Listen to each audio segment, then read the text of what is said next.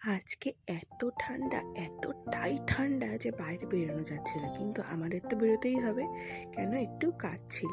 তো এখন চলে যাব হচ্ছে হনুমান মন্দিরে। তো প্রত্যেক মঙ্গলবার আমি আর বাবা হনুমান মন্দিরে যাই, তো পুজো দিই। তো সেই মতে চলে এসেছি আর পুজোও দিয়ে দিয়েছি। এবার মেন যে কারণটায় আমরা বেরিয়েছিলাম, তো কালকে তো হচ্ছে হিয়ার জন্মদিন, তো সেই জন্যই কেনাকাটা করতে বেরিয়েছি। তো তোমরা এখানে দেখতে পেলে চাল নিয়েছি, তো আর বাকি জিনিসগুলো নিয়ে নিয়েছি। তো এখন এগুলো কিনে যাবো হচ্ছে একটুখানি বাজারে। তো দেখো বাজারে চলে এসেছি। তো মেয়ের বাবা কিন্তু পুরো ফুল এনার্জি দিয়ে দিয়েছে মেয়ের জন্মদিনে।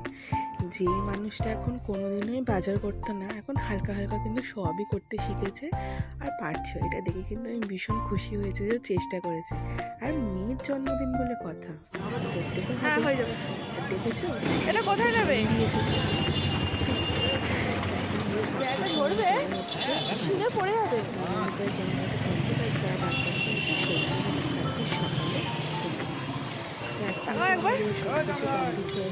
বেরোবো।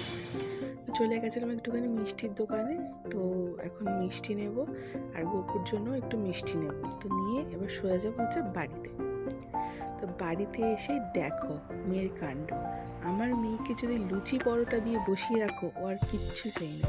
এদিকে ওর বাবার ডিনার করছে আর মেয়ে দেখো না, বলতেও হচ্ছে না, বাবার কাছ থেকে নিয়ে খাচ্ছে। তো আমার মেয়ে এত লুচি ভালোবাসে বলার মতো না, কিন্তু দিতে পারি না তেলের জিনিস, ওই একটু একটু খায়, ওটা ঠিক আছে।